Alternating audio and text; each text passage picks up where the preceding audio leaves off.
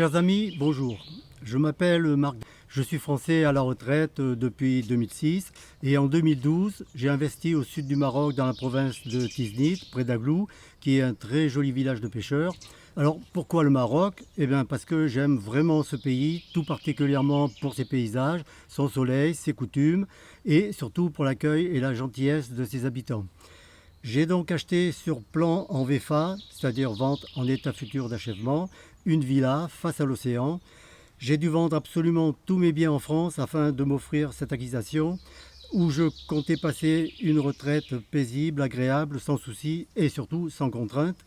J'ai acheté aussi un appartement dans la même copropriété en vue de le louer et d'avoir un complément de retraite, ce qui n'est pas négligeable bien sûr. Malheureusement, j'ai été déçu très rapidement dès la livraison de mes biens par de nombreuses malfaçons et surtout par certains agissements et tromperies du promoteur.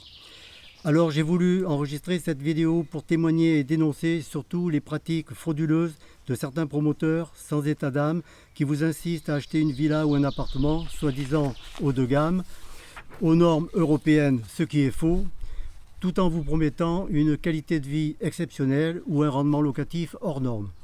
Ces promoteurs profitent du fait que nous sommes des personnes âgées en général, solvables, confiantes et face aux difficultés de la langue pour nous arnaquer sans état d'âme.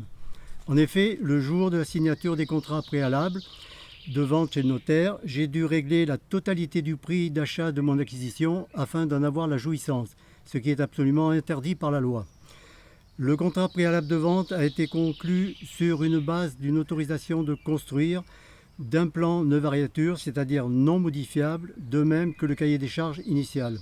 Or, malgré cette interdiction, le promoteur s'est permis, sans demander l'approbation des copropriétaires, de modifier à sa guise les plans de variature et le cahier des charges. Par ces manœuvres frauduleuses, nous avons donc perdu 2 terrains de tennis, un mini-golf, une seconde piscine et bien d'autres équipements prévus.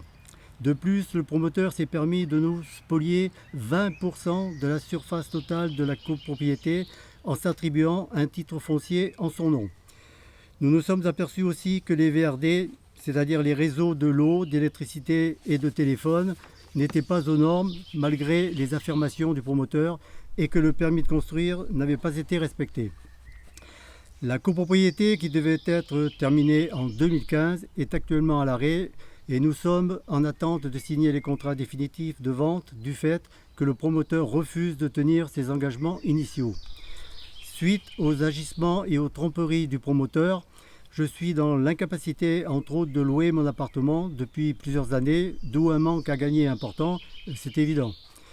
Depuis au moins 5 ans maintenant, nous prospectons auprès des administrations et en particulier à la conservation foncière de Tiznit pour se procurer des documents auxquels nous avons droit, mais malheureusement nous avons beaucoup de difficultés à les obtenir. Aujourd'hui, nous avons plusieurs procédures en cours auprès des tribunaux de Tiznit et d'Agadir contre le promoteur afin de régler tous ces problèmes. Tout ça est long, coûteux, mais nous sommes confiants en la justice marocaine. En 2012, j'ai trouvé ce cadre magnifique pour vivre une retraite heureuse dans cette copropriété au nom enchanteur Aglou Paradise. Malheureusement, aujourd'hui, c'est plus exactement l'enfer d'Aglou. Car pendant plus de 9 ans, j'ai subi tromperies, faux témoignages, faux documents, abus de confiance, harcèlement et menaces de la part du promoteur qui par tous les moyens me pousse à abandonner mes biens à son profit, bien entendu. Alors, chers amis, si vous désirez acheter au Maroc, prenez toutes les précautions possibles, renseignez-vous auprès d'Européens qui vivent déjà depuis quelques années comme résidents. Toutes ces démarches vous éviteront, je pense, de vous retrouver dans des situations pénibles, insupportables, voire catastrophiques. Merci de m'avoir écouté.